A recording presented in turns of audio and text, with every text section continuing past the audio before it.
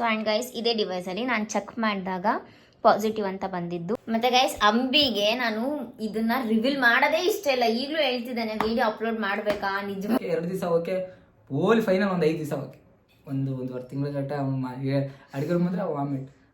ಏನು ಬಟ್ ನನ್ನ ಅದೃಷ್ಟಕ್ಕೆ 174 ಬಂದ್ಬಿಟ್ಟಿದೆ. ಹಾರ್ಟ್ ಬೀಟ್ ಮಗುದು ಚೆನ್ನಾಗಿತ್ತು, ಎಲ್ಲಾನು ಸ್ಕ್ಯಾನಿಂಗ್ ಎಲ್ಲ ನಾರ್ಮಲ್ ಬಂದಿದೆ. ಹ್ಯಾಂಡ್ ಮಗು ಹಾರ್ಟ್ ಆ್ಯಂಡ್ ಇಲ್ಲಿದೆ ನೋಡಿ ಪಾಪ. ಹಾಯ್ ಹೆಲೋ ಎಲ್ರಿಗೂ ನಮಸ್ಕಾರ, ವೆಲ್ಕಮ್ ಬ್ಯಾಕ್ ಟು ಅಂಬಿಕಾವೆ ಯೂಟ್ಯೂಬ್ ಚಾನಲ್. ಹಾಯ್ ಎಲ್ಲರಿಗೂ ನಮಸ್ತೆ. ಎಸ್ ತುಂಬಾ ದಿವಸ ಆಗಿತ್ತು ವ್ಲಾಗ್ ಮಾಡಿ, ಹತ್ರ 2 ವಾರಗಳೇ ಆಗೋಗ್ಬಿಟ್ಟಿತ್ತು. 3 ವಾರ ಹತ್ತತ್ರ ಒಂದ್ ತಿಂಗಳ ಆಗೋಗ್ಬಿಟ್ಟಿರುತ್ತೆ. ಸೊ ಗೊತ್ತಿರ್ಲಿಲ್ಲ, ಸಾಕಷ್ಟು ಜನ ಬಂದು ಅಕ್ಕ ವ್ಲಾಗ್ ಮಾಡಿ, ವ್ಲಾಗೇ ಮಾಡ್ತಾ ಇಲ್ಲ ನೀವು ಯಾಕೆ ಅಂತ ತುಂಬಾ ಜನ ಕೇಳ್ತಿದ್ರು. ಟೈಮ್ ಸಿಕ್ಕಿರ್ಲಿಲ್ಲ, ಅದರಿಂದ ನಾವು ವ್ಲಾಗ್ ಮಾಡಿರ್ಲಿಲ್ಲ. ಇವತ್ತು ಒಂದು ಹೊಸ ಹ್ಯಾಪಿ ವ್ಲಾಗ್ ಇಂದಾನೆ ಬಂದಿದ್ದೀವಿ ಅಂತಾನೆ ಹೇಳ್ಬೋದು. ನಮ್ಗೆ ಹ್ಯಾಪಿ, ಅದು ನಿಮ್ಗೆ ಅಂತ ಗೊತ್ತಿಲ್ಲ, ಒಟ್ಟು ನಮ್ಗಂತೂ ಹ್ಯಾಪಿ ಅಂತಾನೆ ಅದನ್ನ ಹೇಳ್ಬೇಕು ಅಂತ ಅವಳು ಅವತ್ತಿಂದ ಮನಸ್ಸಲ್ಲಿ. ಅವತ್ತು ನನ್ನ ಬರ್ಡೇ ದಿವಸ ರಿವೀಲ್ ಮಾಡ್ಬೇಕಿತ್ತಿದ್ದು, ನಾ ಅವತ್ತು ರಿವೀಲೇ ಮಾಡಕ್ಕಾಗ್ಲಿಲ್ಲ. ಇವತ್ತು ರಿವೀಲ್ ಮಾಡ್ತಾ ಇದ್ದೀನಿ, ತಮ್ಮೇಲೆ ನೋಡಿರ್ತೀರಾ ನೀವು. ನಾನು ಬರ್ಡೇ ದಿವಸ ರಿವೀಲ್ ಮಾಡ್ಬೇಕು ಅನ್ಕೊಂಡೆ. ಅವತ್ತು ನೈಟೇ ಇವ್ರ ತಂಗಿ ಅರ್ಶನಶಾಸ್ತ್ರ ಇತ್ತು. ನಾನು ಕರೆಕ್ಟಾಗಿ ಕೇಕ್ ಕಟ್ ಮಾಡೋಕ್ಕೆ ಆಗಲಿಲ್ಲ ಅವತ್ತು. ಆದ್ರೂ ಮಾರನೇ ದಿವಸ ಇವ್ರ ತಂಗಿ ಮದುವೆ ಇತ್ತು. ಆಮೇಲೆ ಆದ್ರೂ ಇವ್ರ ತಂಗಿ ಮದುವೆ ಆಗಿ ಮಾರನೇ ದಿವಸ ನನಗೆ ಪೂರ್ತಿ ಹುಷಾರ್ ತಪ್ಪಿಬಿಟ್ಟಿದ್ದೆ. ಎಷ್ಟು ಅಂದ್ರೆ ಫುಲ್ ಜ್ವರ, ವಾಮಿಟ್. ಅದಕ್ಕೆ ಅವತ್ತು ವಿಡಿಯೋ ಮಾಡಕ್ಕಾಗ್ಲಿಲ್ಲ, ಅಂದ್ರೆ ಅವತ್ತೇ ಬಿಡ್ಬೇಕಿತ್ತು. ಆಮೇಲೆ ನೆಕ್ಸ್ಟ್ ಏನಾಯ್ತು, ಆಗ್ಲೇ ಹೇಳ್ದಂಗೆ ಹ್ಯಾಪಿ ವಿಷಯ ಏನು ಅಂತ ಹೇಳ್ಬಿಟ್ಟು ನಾವು ಹೇಳ್ತೀವಿ ಎಲ್ಲರೂ. ಇವಾಗ ಇಲ್ಲಿ ನಿಂತ್ಕೊಂಡು ಮಾತಾಡೋಕ್ಕಾಗಲ್ಲ, ರೂಮಲ್ಲಿ ಸ್ವಲ್ಪ ಸೆಟಪ್ ಮಾಡ್ಕೊಂಡು ಅಲ್ಲಿ ಬ್ಲಾಗ್ನ ಕಂಟಿನ್ಯೂ ಮಾಡ್ತೀವಿ. ಅಲ್ಲಿವರೆಗೂ ಬ್ಲಾಗ್ ಯಾರು ಸ್ಕಿಪ್ ಮಾಡಬೇಡಿ, ನೋಡ್ತಾ ಇರಿ ಅಷ್ಟೇ. ಜಾಸ್ತಿ ಹೊತ್ತು ಮಾತಾಡಕ್ ಆಗ್ತಿರ್ಲಿಲ್ಲ ಅಲ್ಲಿ, ಅದಕ್ಕೋಸ್ಕರ ಇಲ್ಲಿ ಕುತ್ಕೊಂಡು ಮಾತಾಡ್ತಾ ಇದ್ದೀವಿ.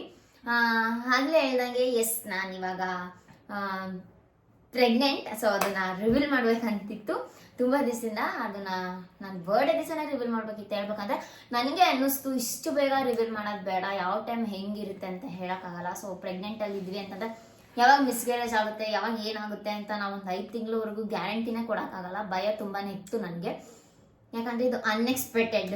ಊಹೆನೇ ಮಾಡಿರ್ಲಿಲ್ಲ ಪ್ರೆಗ್ನೆಂಟ್ ಆಗಿರ್ತೀನಿ ಅಂತ ಹೇಳ್ಬಿಟ್ಟು ನಾನು. ನನಗೆ ಒಂಥರ ಸರ್ಪ್ರೈಸಿಂಗ್ ಆಗಿತ್ತು. ನೀನು ಮಾತಾಡು, ನಿಂಗೇನು ಅನ್ನಿಸ್ತು?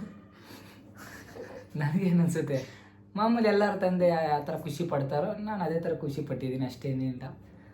ಅದು ಮಗು ಬಂದ ಮೇಲೆ ಅದೇ ಬೇರೆ ಥರ ಖುಷಿ, ಇವಾಗಲೇ ಬೇರೆ ಥರ ಖುಷಿ. ಅವಾಗ ಬಂದಾಗ ಆ ಖುಷಿನ ತೋರ್ಸೋಣ ಅಂತ ಸುಮ್ಮನಿದ್ದೀನಿ ಅಷ್ಟೇ. ಅಂದ್ರೆ ನಮ್ದೆ ಯಾವುದೇ ರೀತಿ ರಿವೀಲ್ ಮಾಡ್ಬೇಕಂದ್ರೆ ಇದೇ ರೀತಿ ಫೋಟೋ ಶೂಟ್ ಮಾಡಿ ಹಿಂಗೆ ರಿವೀಲ್ ಮಾಡ್ಬೇಕು ಅಂತ ಯಾವುದೇ ರೀತಿ ಪ್ಲಾನ್ ಮಾಡಬೇಕು ಅನ್ಕೊಂಡಿದ್ದೀನಿ ನಾನು. ಅವಳಿಗೆ ಅನ್ಕೊಂಡಳೆ ಮಾಡಲ್ಲ ಅಂತ ನನಗೆ ಆಸೆ ಇದೆ.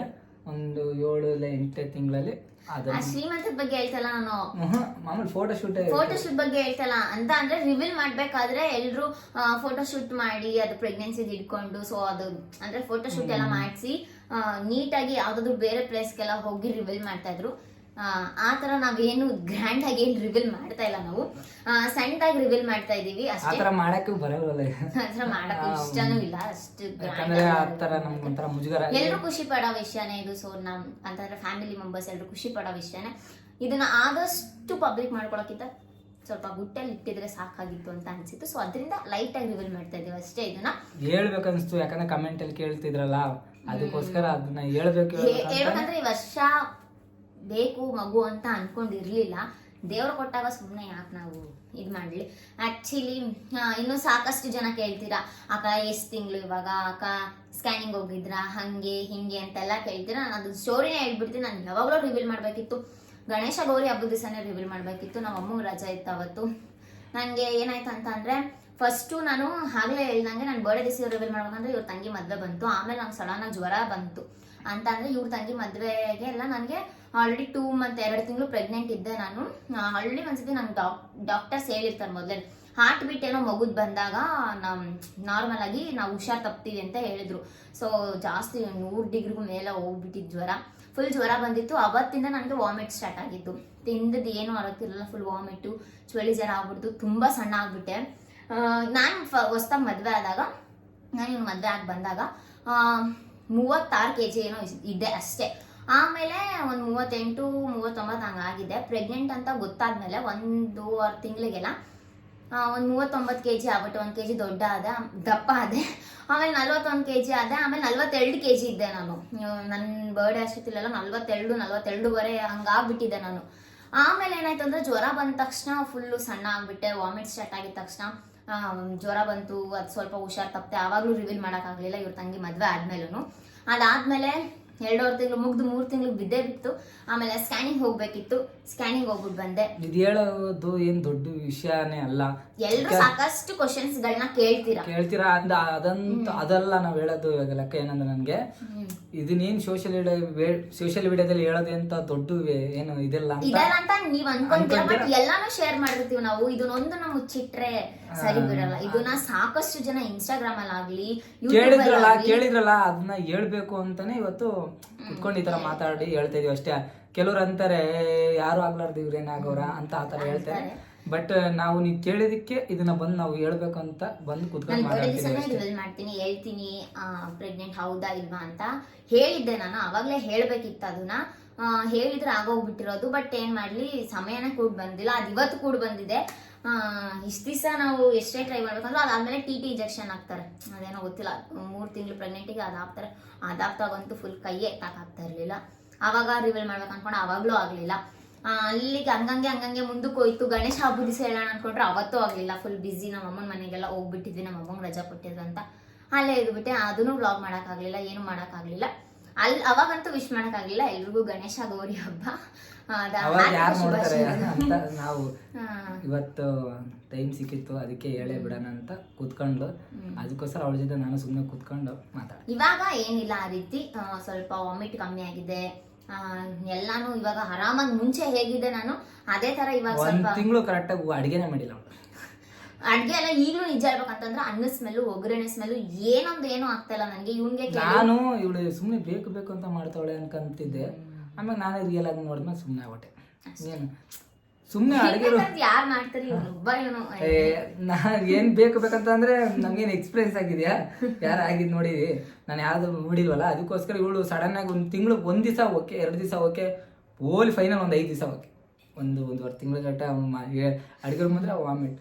ನನ್ಗೆ ಏನ್ ಮಾಡಕ್ಕಲ್ಲ, ಹಂಗೆ ಹೋಟೆಲ್ ನಮ್ಮ ಅಮ್ಮನ ಮನೇಲಿ ಇವ್ರ ತಂಗಿ ಮನೇಲಿ ಅಲ್ಲಿ ಇಲ್ಲಿ ತಿನ್ಕೊಂಡು ಹಂಗೆ ಇದು ಮಾಡ್ತಾ ಇದೀವಿ. ಏನ್ ಮಾಡೋಣ ಅಂತ. ಏನ್ ಮಾಡಕ್ ಆಗಲ್ಲ, ಅಡಿಗೆ ಮಾಡಕ್ ಆಗೋದು ಇಲ್ಲ.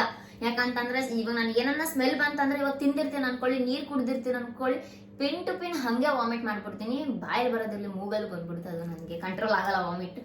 ಅದರಿಂದ ಪಾಪ ಅಡಿಗೆ ಗಿಡ್ಗೆ ಕುಕಿಂಗ್ ವ್ಲಾಗ್ ಆಗ್ಲಿ, ರ್ಯಾಂಡಮ್ ವ್ಲಾಗ್ ಆಗ್ಲಿ, ಡೈಲಿ ವ್ಲಾಗ್ ಆಗ್ಲಿ, ಏನೋ ವ್ಲಾಗ್ ಮಾಡಕ್ಕೆ ಆಗ್ಲಿಲ್ಲ. ವಿಡಿಯೋನೇ ಮಾಡಕ್ ಆಗ್ತಿಲ್ಲ ಕರೆಕ್ಟಾಗಿ.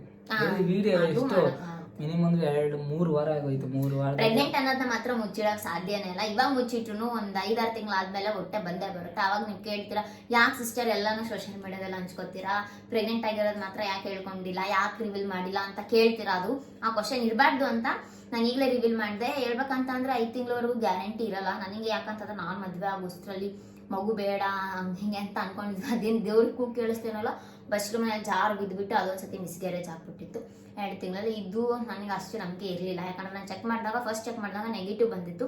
ಆಮೇಲೆ ಒಂದು 15 ದಿವಸ ಬಿಟ್ಟು ಸ್ಕ್ಯಾನ್ ಮಾಡಿಸ್ತಲ್ಲ, ಅದಿಲ್ಲಿ ಸ್ಕ್ಯಾನಿಂಗ್ ಹೋಗಿ ನಿಮ್ಗೆ ಎಲ್ಲ ತೋರಿಸ್ಬೇಕು. ಪ್ಲಾನೇ ಬೇರೆ ಇತ್ತು ಗೈಸ್. ಇದನ್ನ ಹೆಂಗೋ ರಿವೀಲ್ ಮಾಡ್ಬೇಕು ಅಂತ ನನ್ನ ಪ್ಲಾನೇ ಬೇರೆ ಇತ್ತು. ಎಲ್ಲ ನಿಜ ಹೇಳ್ಕೊಂಡ್ರೆ ನಾನು ಏನೋ ಪ್ಲಾನ್ ನಲ್ಲಿ ಇದ್ದೆ. ಇವನೇ ಎಲ್ಲ ಇದ್ ಮಾಡ್ಬಿಟ್ಟ.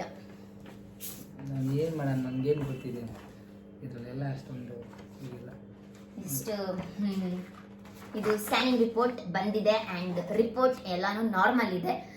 ನಾನು ನಿಜ ನಂಬ್ತಿರೋ, ಸ್ಕ್ಯಾನಿಂಗ್ ಹೋಗಿ ಅಲ್ಲಿ ಸ್ಕ್ಯಾನಿಂಗ್ ಮಾಡಿಸ್ಬೇಕಾದ್ರೂ ಕೂಡ ನನಗೆ ಫುಲ್ಲು ಕೈ ಕಾಲು ನಡುಗ್ತಿತ್ತು. ಬಿಕಾಸ್ ನಾನು ಎಷ್ಟೋ ಕೇಸ್ಗಳು ನೋಡಿದ್ದೆ, ಮಗು ಹಾರ್ಟ್ ಬೀಟ್ ಇಲ್ಲದೆ ಮಗು ಹೋಗಿರೋದು, ಮಗು ತಗ್ಸ್ಬೇಕಾಗಿರೋದು, ಕೈಕಾಲು ಬೆಳವಣಿಗೆ ಆಗಿಲ್ಲ ಅಂತ ತಗ್ಸ್ಬೇಕಾಗಿರೋದು, ಏನೋ ಪ್ರಾಬ್ಲಮ್ ಸ್ಪೈನಲ್ ಕಾರ್ಡ್ ಬಂದಿಲ್ಲ ಅಂತ ತಗ್ಸ್ಬೇಕಾಗಿರೋದು, ಚಿಕ್ಕ ಪುಟ್ಟ ಪ್ರಾಬ್ಲಮಿಂದ ಎಷ್ಟೊಂದ್ಸರಿ ಸ್ಕ್ಯಾನಿಂಗ್ ಹೋದಾಗ ಆ ಥರ ಎಲ್ಲ ಕೇಳಿಬಿಟ್ಟಿದ್ದೆ ನಾನು. ಎಲ್ಲ ತಗ್ಸ್ಬೇಕಂತೆ, ಮಗು ಹಾರ್ಟ್ ಬೀಟ್ ಬಂದಿಲ್ವಂತೆ, ಹಂಗೆ ಹಿಂಗೆ ಅಂತ ಇದ್ವು. ಬಟ್ ನನ್ನ ಅದೃಷ್ಟಕ್ಕೆ 174 ಬಂದ್ಬಿಟ್ಟಿದೆ ಹಾರ್ಟ್ ಬೀಟ್ ಮಗುದು. ಚೆನ್ನಾಗಿತ್ತು ಎಲ್ಲಾನು. ಸ್ಕ್ಯಾನಿಂಗ್ ಎಲ್ಲ ನಾರ್ಮಲ್ ಬಂದಿದೆ. ಹ್ಯಾಂಡ್ ಮಗು ಹಾರ್ಟ್ ಆ್ಯಂಡ್ ಇಲ್ಲಿದೆ ನೋಡಿ ಪಾಪ 3 ಮಂತ್ ಸ್ಕ್ಯಾನಿಂಗ್ ಹೋಗಿದೆ. ಸೊ ಈ ಸ್ಕ್ಯಾನಿಂಗ್ ಕೂಡ ಕಂಪ್ಲೀಟ್ ಆಯಿತು, TT ಇಂಜೆಕ್ಷನ್ ಕೂಡ ಕಂಪ್ಲೀಟ್ ಆಯಿತು. ಇನ್ನೇನಿದ್ರು ಮಂತ್ಲಿ ಚೆಕಪ್ಗೆ ಹೋಗ್ಬೇಕಷ್ಟೇ. ಎಲ್ಲಿ ಹೇಳಿರೋದು ತಿಪ್ಪನಹಳ್ಳಿಯಲ್ಲ? ನಾನು ಗೌರ್ಮೆಂಟ್ ಹಾಸ್ಪಿಟ್ಲಿಗೆ ಅಂದರೆ ಮಂತ್ಲಿ ಚೆಕಪ್, ಬ್ಲಡ್ ಚೆಕಪ್ ಎಲ್ಲ ಮಾತ್ರ ನಾನು ಗೌರ್ಮೆಂಟ್ ಹಾಸ್ಪಿಟ್ಲಲ್ಲೇ ತೋರಿಸ್ತಾ ಇದ್ದೀನಿ. ಆ್ಯಂಡ್ ಸ್ಕ್ಯಾನಿಂಗು ಏನೇ ಇಶ್ಯೂಸ್ ಇದ್ರು ಅದೆಲ್ಲ ನಾನು ಪ್ರೈವೇಟ್ ಹಾಸ್ಪಿಟ್ಲಲ್ಲೇ ತೋರಿಸ್ತಾ ಇರೋದು. ಇದು ಒಂದು ಬ್ಲಡ್ ಚೆಕಪ್ ಮತ್ತು ಮಂತ್ಲಿ ಚೆಕಪ್ ಮಾತ್ರ ನಾನು ಗೌರ್ಮೆಂಟ್ ಹಾಸ್ಪಿಟಲಲ್ಲೇ ತೋರಿಸ್ತಿದ್ದೀನಿ. ಅದಕ್ಕಿಂತ ಬೆಟರ್ ಇನ್ನು ಯಾವುದಿಲ್ಲ ಗೌರ್ಮೆಂಟ್ ಹಾಸ್ಪಿಟ್ಲಿಗಿಂತ ಬೆಟರು. ಇನ್ನು ಮಿಕ್ಕಿದ್ದೆಲ್ಲ ಪ್ರೈವೇಟ್ ಎಲ್ಲ ತೋರಿಸ್ತಿದ್ದೀನಿ. ಸ್ಕ್ಯಾನಿಂಗ್ ಸೆಂಟರ್ ಆಗಿರ್ಬೋದು, ಇನ್ನು ಯಾವುದೇ ರೀತಿ ಮೆಡಿಸಿನ್ಸ್ ಅಂದರೆ ಪ್ರೆಗ್ನೆಂಟ್ ಕೊಡ್ತಲ್ಲ 3 months ಮೆಡಿಸಿನ್ಸು ಪೌಡರ್ ಅದು ಇದೆಲ್ಲ ನಾನು ಪ್ರೈವೇಟ್ ಎಲ್ಲ ತಗೊಳ್ತಾ ಇರೋದು. ಬರೀ ಚೆಕಪ್ ಮಾತ್ರ ಗೌರ್ಮೆಂಟ್ ಹಾಸ್ಪಿಟ್ಲಿಗೆ ಹೋಗ್ಬೇಕಂತ ಅಂದ್ಕೊಂಡಿದ್ದೀನಿ. ಇಂಜೆಕ್ಷನ್ ಆಯಿತು 3 months, నేను 2 ಇಂಜೆಕ್ಷನ್ಸ್ ಬಾಕಿ ಇದೆ. ಫಸ್ಟ್ ಇಂಜೆಕ್ಷನೇ ಈ ರೇಂಜ್ ನೋಡಿದೆ, ಇನ್ನು 2 ಇಂಜೆಕ್ಷನ್ ತಗೋಬೇಕು. ಮೊದಲೇ ಇಂಜೆಕ್ಷನ್ ಅಂದರೆ ಭಯ ನನಗೆ. ಸೊ ಸ್ಕ್ಯಾನಿಂಗ್ ಎಲ್ಲ ಆಯಿತು. ನನಗೆ ಸ್ಕ್ಯಾನಿಂಗ್ ಹೋಗಿ ಬರೋರ್ಗು ನಿಜ ಕೇಳಿ ಅವ್ನಿಗೆ ಹೇಳಿದೆ ನಾನು, ಅಂಬಿ ಫುಲ್ ಭಯ ಆಗ್ತಿದೆ ಕಣೋ ಹಂಗೆ ಹಿಂಗೆ ಅಂತೆಲ್ಲ ಫುಲ್ ಹೇಳ್ಬಿಟ್ಟಿದ್ದೆ ನಾನು. ಯಾಕಂದ್ರೆ ಫ್ಯಾಮಿಲಿಯಲ್ಲಿ ಎಲ್ಲರೂ ಹೇಳ್ಬಿಟ್ಟಿದ್ರು. ನಮ್ಮ ಅತ್ತೆ ಎಲ್ಲರೂ ಖುಷಿ ವಿಚಾರ, ನಮ್ಮ ಅತ್ತೆ ನಮ್ಮ ಅಮ್ಮನ ಬಾಯಲ್ಲಿ ಯಾರ ಬಾಯಲ್ಲಿ ಇಲ್ಲಾಂದರೆ ಎಲ್ಲರೂ ಹೇಳ್ಕೊಂಡ್ಬಂದ್ಬಿಟ್ಟಿದ್ರು. ನಂಗೆ ಭಯ ಆಯಿತು ಸ್ಕ್ಯಾನಿಂಗ್ ಹೋಗಿ ಬರೋವರೆಗೂ. ಯಾಕಂತಂದ್ರೆ ವಾಮಿಟ್ ಒಂದು ಬಿಟ್ಟರೆ ಗೈಸ್ ನನಗೆ ಇನ್ನೇನು ಸಿಂಟಮ್ಸು ಗೊತ್ತೇ ಆಗ್ತಿರ್ಲಿಲ್ಲ. ನಾನು ಪ್ರೆಗ್ನೆಂಟ್ ಅಂತ ಕಂಟಿನ್ಯೂ ವಾಮಿಟ್ ಒಂದೇ ಸಿಂಟಮ್ ಇದ್ದಿದ್ದು, ಇನ್ನೆಲ್ಲ ನಾರ್ಮಲ್ ಆಗಿದ್ದೆ. ಫಸ್ಟು 1.5 ತಿಂಗಳು ಚೆಕಪ್ ಅಂದರೆ ನನ್ನ ಪ್ರೆಗ್ನೆನ್ಸಿ ಡಿವೈಸ್ ಬರುತ್ತಲ್ಲ ಅದ್ರಲ್ಲಿ ಚೆಕ್ ಮಾಡೋಕ್ಕೂ ಮುಂಚೆ ಫಸ್ಟು ತಲೆ ಸುತ್ತುತ್ತಿತ್ತು. ಒಂದು 3 ದಿವಸ 2 ದಿವಸ ಸುತ್ತುತ್ತೆ ಅಷ್ಟೇ. ಅದಾದ್ಮೇಲೆ ವಾಮಿಟ್ ಅನ್ನೋದು ಬಿಟ್ಟರೆ ಬೇರೆ ಎಲ್ರಿಗೂ ಕಾಮನ್ ತರ ತಲೆ ಸುತ್ತ ಬಿಡೆ ಅಂತ ನಾವು ಅಷ್ಟೇ ಹಂಗೆ ಅನ್ಕೊಂಡು ನೆಗ್ಲೆಕ್ಟ್ ಮಾಡಿದ್ವಿ. ಯಾಕಂದ್ರೆ ಹೋಪ್ಸೇ ಇರಲಿಲ್ಲ ನನಗೆ. ಯಾಕಂದ್ರೆ ನಂದು ಪೀರಿಯಡ್ಸ್ ಡಿಲೇ ಆಗೋದಿಲ್ಲ. ನಾನು ಒಂದ್ಸತಿ ಹೀಗೆ ಮಧ್ಯದಲ್ಲಿ ಒಂದು 3 ತಿಂಗಳಿಂದ ಹಿಂಗೆ ಪ್ರೆಗ್ನೆಂಟ್ ಚೆಕ್ ಮಾಡಿದಾಗ ಪಾಸಿಟಿವ್ ಬಂದಿತ್ತು. ಆಮೇಲೆ 15 ದಿವಸ ಆದ್ಮೇಲೆ ಮತ್ತೆ ಪೀರಿಯಡ್ಸ್ ಆಗ್ಬಿಟ್ಟೆ. ಆಮೇಲೆ ಹಾಸ್ಪಿಟ್ಲಿಗೆ ಹೋಗಿ ಚೆಕ್ ಮಾಡಿಸೋ ಗೊತ್ತಾಯಿತು. ನಾನು ಚೆಕ್ ಮಾಡಿದಂತಹ ಪ್ರೆಗ್ನೆನ್ಸಿ ಕಿಟ್ ಏನಿದೆ ಅದು ಎಕ್ಸ್ಪೈರ್ ಆಗಿತ್ತು. ಅಂದರೆ ಎಕ್ಸ್ಪೈರ್ ಅಂತಂದರೆ ಪೂರ್ತಿ ಡೇಟ್ ಮೀರಿರಲಿಲ್ಲ, ಅಂದರೆ ಡಿವೈಸ್ ಸರಿ ಇರಲಿಲ್ಲ ಅದು ಅಂತ ಹೇಳ್ಬಿಟ್ಟು ಅದನ್ನು ಬಿಟ್ಬಿಟ್ಟೆ. ಹೋಗ್ಲಿ ಬಿಡು, ಇಷ್ಟಿಕೇಜ್ಗೆ ಅಂತಕ್ಕೆ ಇನ್ನೂ ಬೇಜಾನ್ ಟೈಮ್ ಇದೆ ಅಂತ ಇತ್ತು. ಈಗಲೂ ನಿಮ್ಮ ಮೈಂಡಲ್ಲಿ ಇರ್ಬೋದು, ಈಗಲೇ ಬೇಡ ಅಂತ ಏನು ಮಾಡೋಕ್ಕಾಗಲ್ಲ. ಕೊಟ್ಟಾಗ್ಲೇ ಇಸ್ಕೋಬೇಕು. ಆಮೇಲೆ ನೀವು ಕೇಳಿದಲ್ಲ, ನೀನು ಹೊತ್ಕೊಂಡ್ರು ದೇವ್ರು ಕೊಡಲ್ಲ, ಕೊಡುವಾಗ್ಲೇ ಅದನ್ನ ಇಸ್ಕೊಬೇಕು ಅಂತ ಕೊಟ್ಟಾಗ ಅದೃಷ್ಟ ಅನ್ಕೊಂಡು ಇಸ್ಕೊಂಡಿದೀವಿ. ಎಲ್ಲ ದೇವ್ರ ದಯೆ, ದೇವ್ರಿಗೆ ಬಿಟ್ಬಿಟ್ಟಿದೀವಿ. ಆ್ಯಂಡ್ ಯಾರಿಗೆ ತಾನೇ ಖುಷಿ ಇರಲ್ಲ ಹೇಳಿ, ನೀವೇ ಹೇಳಿ. ಎಲ್ಲರೂ ಖುಷಿ ಪಟ್ವಿ, ಈಗಲೂ ಖುಷಿ ಇದೆ. ಆ ಖುಷಿ ಅಷ್ಟೇ, ಖುಷಿನ ಹಾಗೆ ಕಂಟಿನ್ಯೂ ಮಾಡ್ಕೊಂಡು ಹೋಗ್ಬೇಕಷ್ಟೆ. ಅಂತಂದ್ರೆ ಇದನ್ನೆಲ್ಲ ನೀವು ಮುಂದೆ ಬಂದು ಖುಷಿನೆಲ್ಲ ತೋರಿಸ್ಕೊಂಡು ಎಲ್ಲ ರಿವೀಲ್ ಮಾಡಕ್ ಆಗಲ್ಲ. ಯಾಕಂತಂದ್ರೆ ಫಸ್ಟ್ 3 ತಿಂಗಳವರೆಗೂ ಏನು ಎತ್ತ ಅಂತ ಹೇಳಕ್ ಆಗಲ್ಲ, ಯಾವಾಗ ಏನ್ ಬೇಕಾದ್ರೂ ಆಗ್ಬೋದು. ಸೊ ಆ್ಯಂಡ್ ಗೈಸ್, ಇದೇ ಡಿವೈಸ್ ಅಲ್ಲಿ ನಾನು ಚೆಕ್ ಮಾಡಿದಾಗ ಪಾಸಿಟಿವ್ ಅಂತ ಬಂದಿದ್ದು. ಆ್ಯಂಡ್ ಇದೊಂದು ತೋರಿಸ್ಬಿಟ್ಟಿದ್ದೀನಿ ನೋಡಿ. ಎಸ್, ಅದಕ್ಕೆ ಫುಲ್ ಕನ್ಫರ್ಮೇಷನ್ ಇಲ್ಲದೆ ಏನು ಮಾತಾಡಬಾರ್ದು ಅಂತ, ಏನು ಪ್ರೂಫ್ ಹೇಳ್ಬಾರ್ದು ಅಂತ ಸ್ಕ್ಯಾನಿಂಗ್ ಹೋಗಿ ಬರೋವರೆಗೂ ನಾನು ಬೇಡ ಬಿಡು, ಇಷ್ಟು ದಿವಸನೇ ಬಿಟ್ಬಿಟ್ಟಿದ್ದೀವಿ, ಬರ್ಡೇ ದಿವಸನೇ ರಿವೀಲ್ ಮಾಡೋಕೆ ಟೈಮ್ ಸಿಗಲಿಲ್ಲ, ಕೂಡ ಬರಲಿಲ್ಲ, ಇನ್ನೇನು ರಿವೀಲ್ ಮಾಡೋದು, ಒಟ್ಟಿಗೆ ಸ್ಕ್ಯಾನಿಂಗ್ ಹೋಗಿ ಬಂದು ಇಂಜೆಕ್ಷನ್ ಎಲ್ಲ ಹಾಕಿಸ್ಕೊಂಡು ಚೆಕಪ್ ಹೋಗಿ ಬಂದ್ಮೇಲೆ ರಿವೀಲ್ ಮಾಡ್ತೀನಿ ಅನ್ಕೊಂಡೆ. ಬಟ್ ನಾನು ಚೆಕಪ್ ಹೋಗೋಕೆ ಸ್ವಲ್ಪ ಡಿಲೇ ಆಗ್ತಿದೆ. ಅದು ಸ್ವಲ್ಪ ಚೆಕಪ್ ಹೋಗಿ ಬರಬೇಕು, ನಾಳೆ ಇಲ್ಲ ನಾಡ್ದಲ್ಲಿ ಹೋಗಿ ಬರಬೇಕು.